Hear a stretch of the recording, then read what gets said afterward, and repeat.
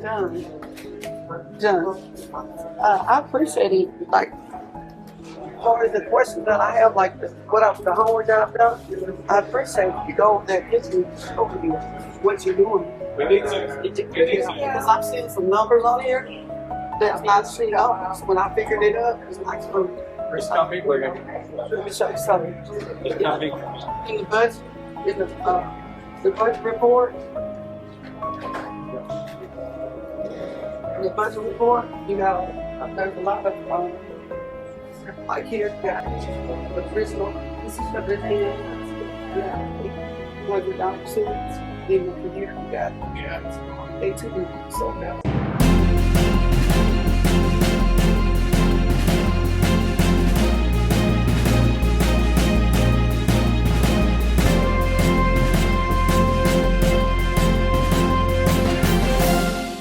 Well, good morning, ladies and gentlemen, and welcome to this week's edition of Houston County News. I am messenger reporter Greg Ritchie. At least that's what they tell me.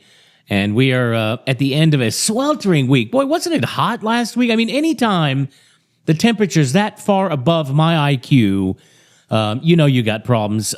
Heat indices of like 115 and 120. Golly, it was really hot. It's funny, you know, my wife enjoys her afternoon walk from our house over to the little gelato shop. And before she came here, when she was still over in Russia, she said, "Oh, you know, even in America, I don't want to have a car. I love to walk everywhere." And I said, "Well, you know, when I come to visit you in Russia, I like walking there too." I said, "You know, that place is kind of made for walking. There's sidewalks everywhere, and if you get tired, there's little bus trolleys and little things you can hop on, hop off of when it rains or whatever." I said, "But, you know, they didn't really make a lot of this part of the world thinking about people walking." I said, "I mean, from our house to the nearest supermarket in summertime, you might not make it." I said, "Because here's something else." I said, and I've looked this up on Wikipedia. I've checked my facts. Texas in summer is actually a bit warmer than it is in Mother Russia. And she said, "Oh, no, doesn't matter. When I get there, I'm going to walk everywhere." Well, that lasted about a day, and I had to go rescue her and pour her into the car and get her back home.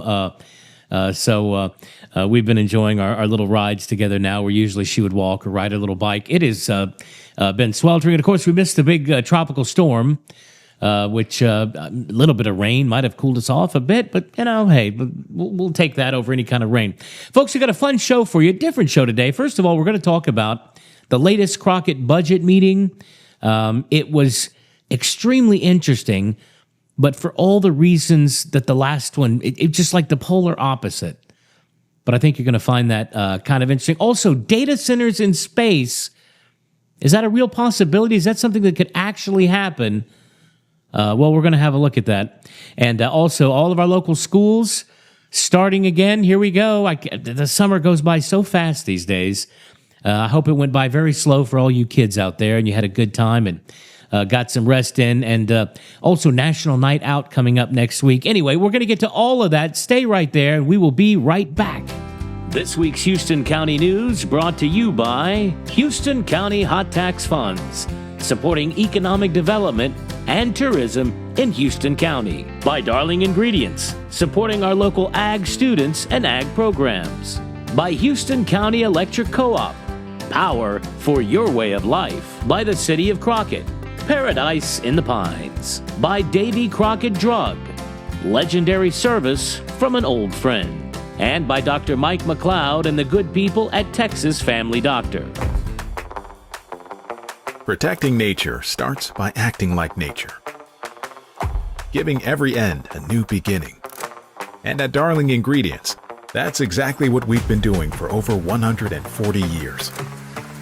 We challenge the waste mindset by applying the same circularity found in nature to everything we do, all while providing a whole new cycle of good that's born from the old, exactly as nature intended. I communicate between the patients and the doctors to get their prescriptions refilled, and it's important because it's easier for me to get a hold to the doctors and communicate with the nurses than it is the patients. Getting to communicate with the patients and getting to know them a little bit and being able to help solve their problems It's so important because everyone comes here and everyone knows we're fast and very easy to work with. Hey everybody, James and Carol Martin here at Davy Crockett Drug. We look so forward to seeing you on the west side of the square. Come let our family take care of your family. Legendary service from an old friend.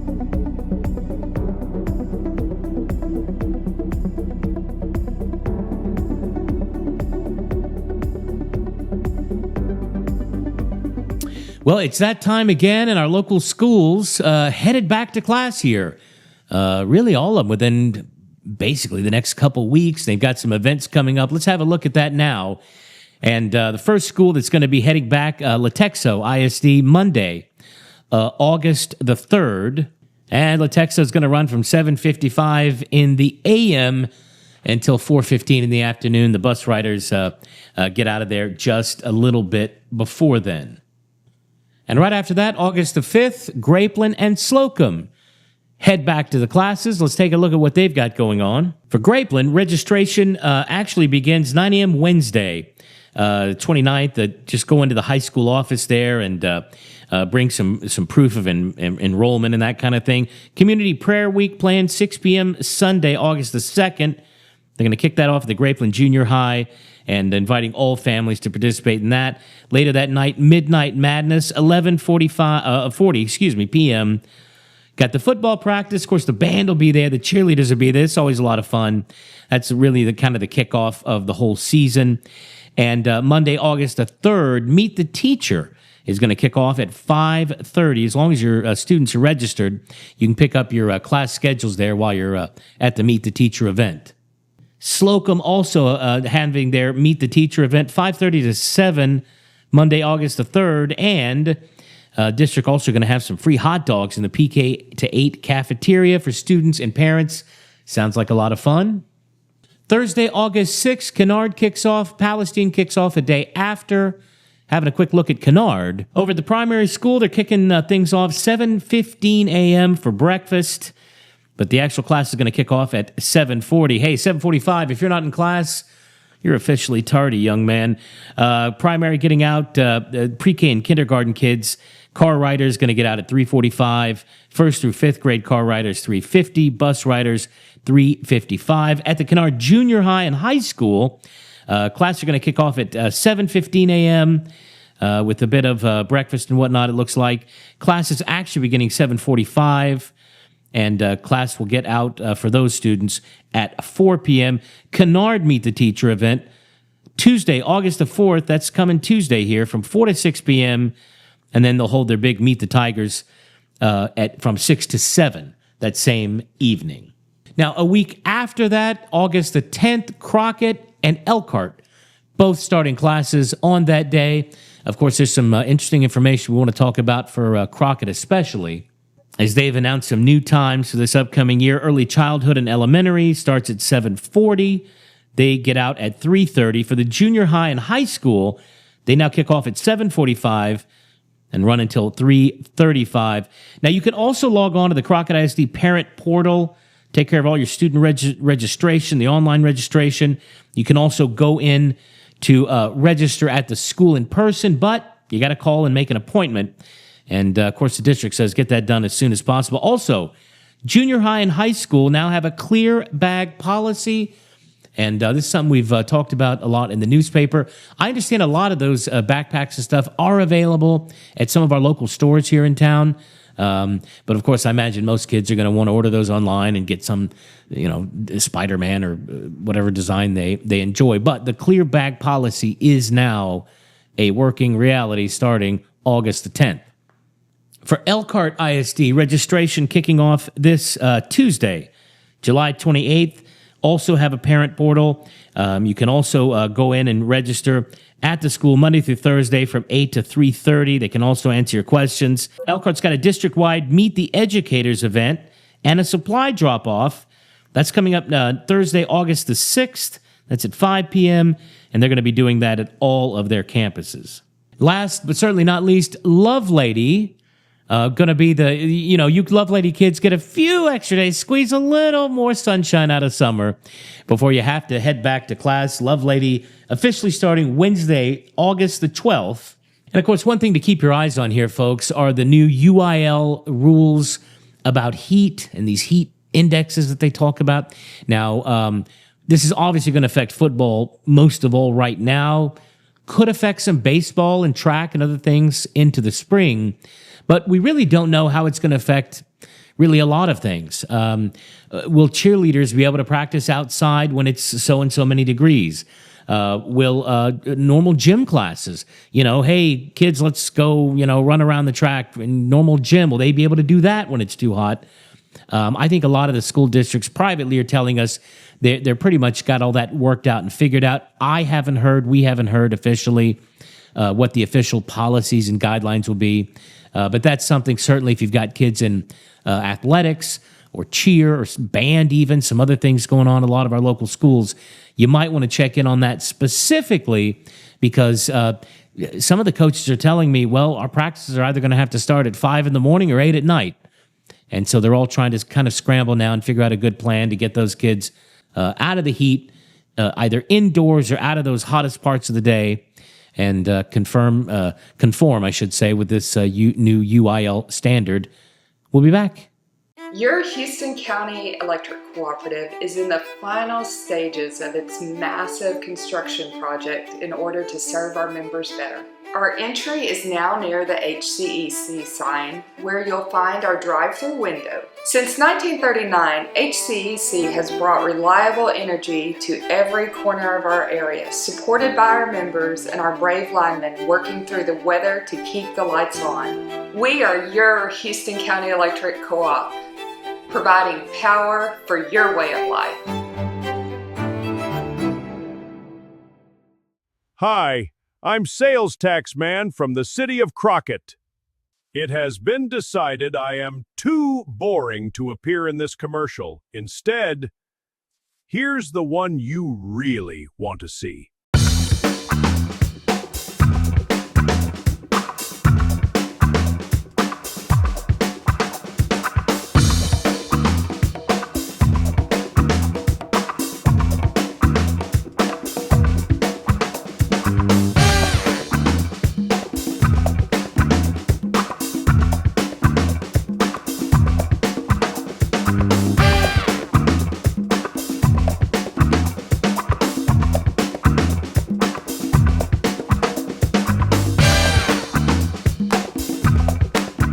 Hey folks, it's me, Waterman.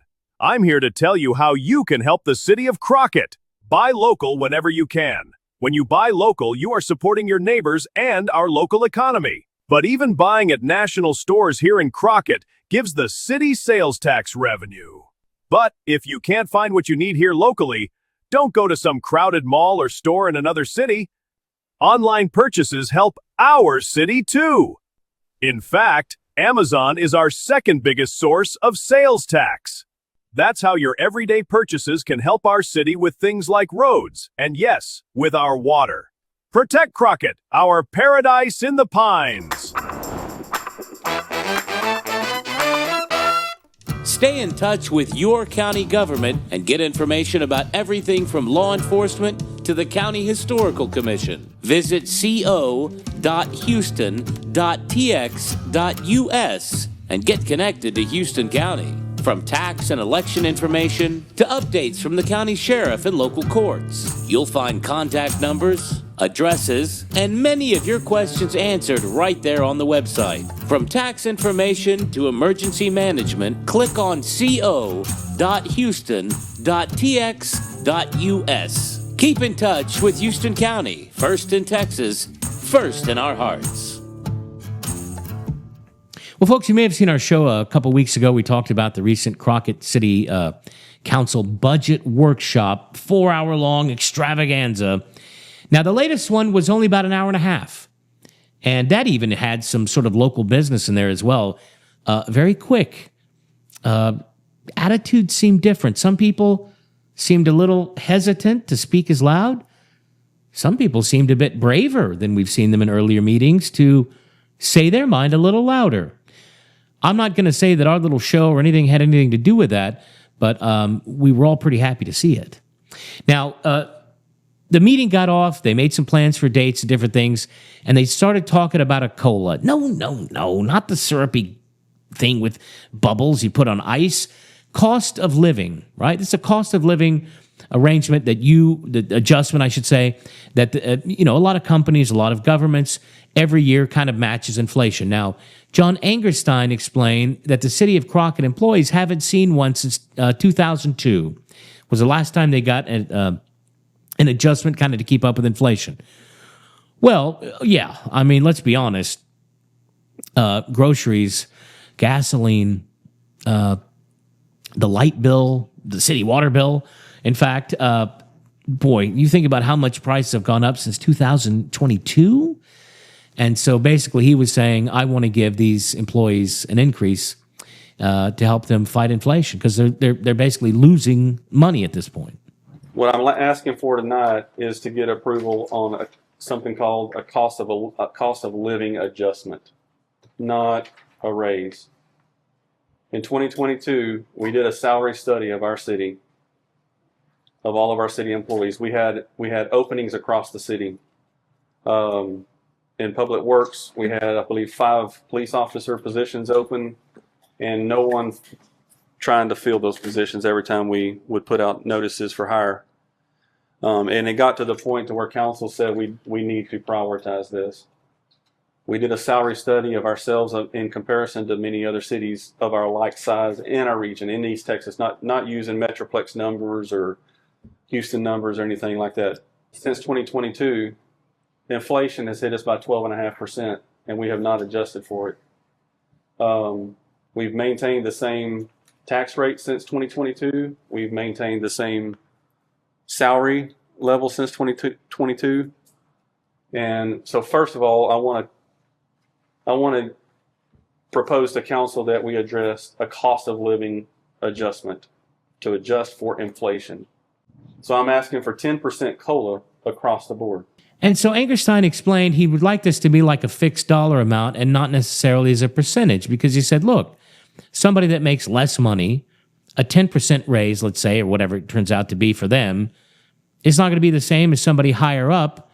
Their 10% of a bigger salary is going to be more money, and that's not quite fair. So, it's going to be $100 per employee or whatever it turns out to be. He also said he and some of the other top people in the city administration were not going to get this. They have contracts, so it doesn't apply to him. It's not like he's trying to get more money, for himself, let's say. And if you do the math here, it turns out to be about $10 a month for your average person. That's spread across property tax and increased water and all the rest. So really the question for us and the city council members is going to be, is it worth $10 a month to give all the city employees this cost of living adjustment? Again, we report, you decide. I always thought that was so crazy because, anyway, when news breaks, we fix it. But basically, that's what the rub comes down to. Is this something, that we're willing to chip in a little more each month, each year, to keep these employees, again, many of them are neighbors, let's be fair, keep their heads above water because they have families and kids and everything else as well. Now, Precinct 3 Councilwoman Trina Hicks, not for this at all because the city is deep in debt and in lots of financial trouble. Again, not saying that's true or not true. Mr. Angerstein appeared to not agree with that statement. And last year, we just increased the water rates. We just increased the sewer rates. We increased rates to cover. No. We increased rates to cover repairs at our wastewater plant, and we increased rates to drill a new well. Yeah. So let me. We've been increasing rates. Okay. When is it that we have not had? That's what I like to know. When is Could you finish the proposal I really need first, to finish John? my presentation. These employees, every one of them that are, from the ones that are in here, the employees that you're talking about and the constituents, they're taxpayers. They live in this city. They work and they live in this city.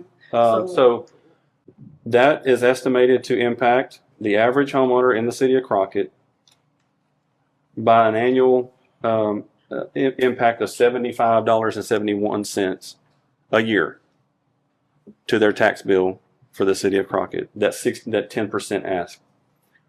The employees that are funded by our water and sewer revenues, that would impact That would be a monthly impact of approximately for our water bill would be $1.35, and for our sewer bill would be $1.65 a month. That's two. It's going to be easy math from here. That's not even two soft drinks. So, let me ask you a question now. So, as far as the raises, so is that 2022? So, because I went back and looked, I think one time before. So, how many times have the employees not received raises? How many years? Since 2022. So we had it since 2022. We did a COLA of 2%. Since 2022. In 24, we did a COLA of 2%. So we've fallen about 10.5% behind in for inflation. Well, the thing, reason I asked, I was like, because you were giving, when I went back and looked, you were giving raises like every year. No. Is that the only, you weren't? No. COLA raises not every year? Okay. No, no. I'm just asking. That's something that, yeah, it's based on council's budget that they provide me. Okay. So, wow. So you're saying that we have the monies to do this, that we're not currently in the red? To do what? To give raises. We currently have the monies to give raises. No, ma'am. That's why I'm asking for it tonight. No, we do not. Unless I'm asking, so. Our current budget, as presented to you all already, the draft budget that I presented to you does not include raises. The people that are getting the cost of living that we're projecting, they live here. They're going to get taxed. They're going to feel they're going to be supported. They're going to be supporting it too. I mean, it's not like we're giving everybody, the strangers, we're giving people that live in the community an opportunity to stay in the community, to better themselves. And like I say, it's a small amount, but it is enough to show that we care about the people that are keeping our city going, because they are making a difference in the city. If you looked around, you can see all the work that's been done, and the people that are showing up, and they seem to like their jobs. And I think that's only fair, to not expect anything more from the council. And even as us that are in here, we're all in it together. We're all paying taxes. And, I won't name places. We've been to any eating place lately. You might want to see what they tacked on your meal. Everything has gone up. Nothing has remained the same in the city. So we are expending our funding across the board to help other people. Why not the people that are helping us? So basically, the same thing looks like with the budget report. So how does that weigh in there? Like with the department spending and things like that. So how does that weigh in there when we're like basically in the red? How do we climb from there? How are we in the red? Raises? We're not in the red. I don't know. I'm not asking for. I'm just saying. We're not asking for raises from departments, from the reports that you're seeing. I'm asking for raises that would go into effect in October. I'm asking for the funding to address the COLAs that would go into effect in October.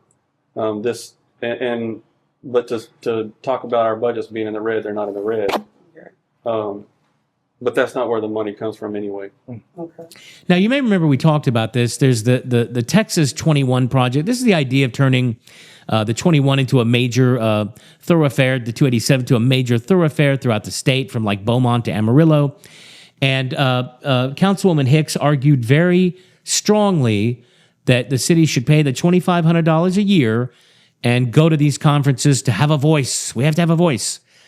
Now, at the time, I pointed out, and I'm afraid I may be right on this, I don't know if TxDOT and the federal government are going to say, wait a minute, that representative from Little Crockett said we should do it this way, and by God, that's how we should do it. Seems more like it's a local little organization just getting $2,500 out of every little city they can.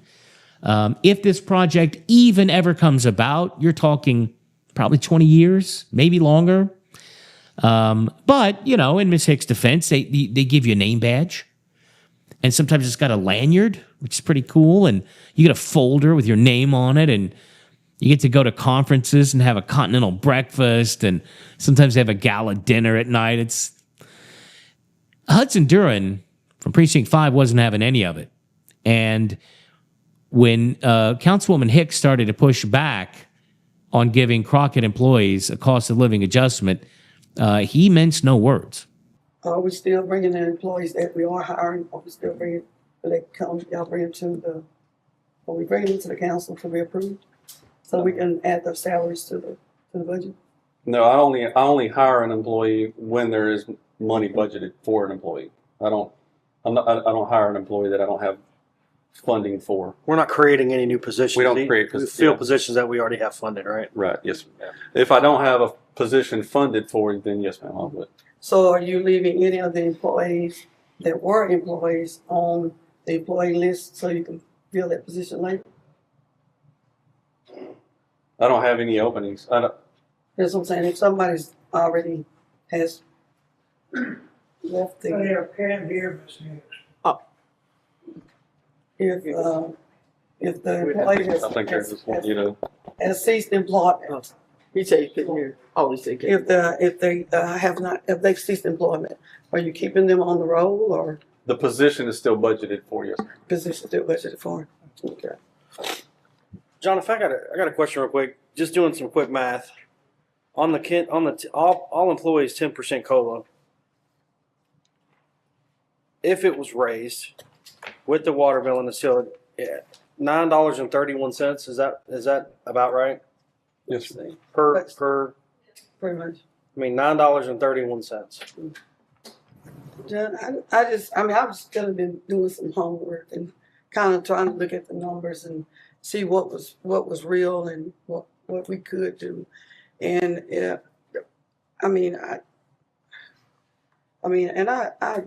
want to give raises. I want to give raises to everybody. I want you get a raise, you get a raise, you get a raise. But it's just I just don't see that where we can actually do it financially. I don't see that. I'm seeing that when I'm looking over these reports that you give me, the budget report, I'm looking over that the salaries are the majority, taking the majority of the monies from the city already. That'll always and I be think the that case. Personnel is always the most expensive. we need to look at giving raises, but we need to look at our monies and see where we are. I took the sheet that you gave me with the salaries there, and hopefully I didn't misadd or anything like that. But I mean, it's just that right now, I mean, I can see doing it in the future, but right now, I don't see where we can do it. I also looked at the interest, the debt service interest that we're fixing to have to pay. It's over $1 million in just interest. No, ma'am. Well, that's what I got in this book here. Yeah, that's. I figured that. I'm just asking you to help me see. Okay.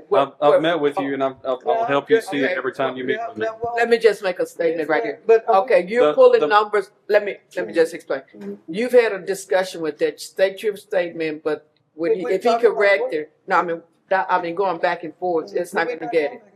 No, you said it. He said it, and he just state your statement, and then we're going. Yeah, you can make your statement, but if he says it's incorrect, then you just go on with your statement. That's it. Okay, no problem. So what it is like I said, the debt service this year, August of 26, we're paying. I mean, in interest, not even touching the principal of anything. We're paying over $1 million, and then we're even coming into the year of February. I believe this coming year in 2027, just in interest on this debt service, we're paying over $1 million. And so I'm trying to figure out where are we getting the monies, if we're borrowing monies from our sinking funds, or where are we getting the monies to pay this? Because when I'm looking at this, all this money that we're in debt with, I mean, that's not even touching the principal. That our next generation, second and third generation, we won't even be able to see it when they start paying the principal. So we're leaving them. Okay, that's your interpretation of it. Okay, so we're just state your interpretation. So we're leaving them. We're handing them the rest of the debt. But my whole issue is that, that we're not being mindful of our spending. We're doing some overspending, and we need to see where we need to cut down our spending. Okay, That's what we need to look at. that's your opinion. Well, Okay. Next. thank you, Madam Mayor. Hey, I mean, and I get your point about fiduciary responsibility, and I can't stand it when the federal government raises our taxes or whatever they do to buy gold-plated toilet seats. But Councilwoman Hicks, you sit there and talk about fiduciary responsibility, and we're spending $2,500 on a project that may or may never impact Crockett. That's $2,500 that we're wasting for the project for the Text 21. That's $2,500. You're looking at these people in our lobby or in our. Don't get me wrong. I don't want to raise taxes. I'm absolutely against it. But when you're looking at people that are starving to death because of that are our responsibility to take care of, how can we not give them a raise? How can we not? These are our neighbors. They live next to us. We eat with them in the same restaurants. We have to do something. Now, I don't want to raise taxes at all. I really don't. I mean, I'm absolutely, but $9.31. The guy in the back said it's a Happy Meal. That ain't a Happy Meal. You ain't bought one in a while. They're about $12. Okay. I mean, and you're right. We have to be responsible to our voters, and I get it. And I don't want to raise taxes for them, but I also don't want to lose our employees. If we don't have our city, we don't have the people to run the stuff. What are we going to do? Who are we going to call? Ghostbusters? So eventually, if it was Christopher Price who made the final sort of motion, sort of tying all this in a bow, the 10% cost of living adjustment, again, these aren't decisions. These are things they want to put in the budget. Eventually, there'll be public hearings, and they'll all be voted on. But they want to put that in there. They want to put the fire department needs some new fire hoses, which I think should be good because the old passing bucket method, doesn't work as well. Let's buy the firemen some firefighters, excuse me. And also to get a rifle package. This is something that the state says our police department has to have. So the meeting's almost over. Everything's good. But there's one more thing that Councilwoman Hicks would like to see on the next agenda. What was that? So I need to know about the budgeting for the swimming pool. Oh, that's. What is that?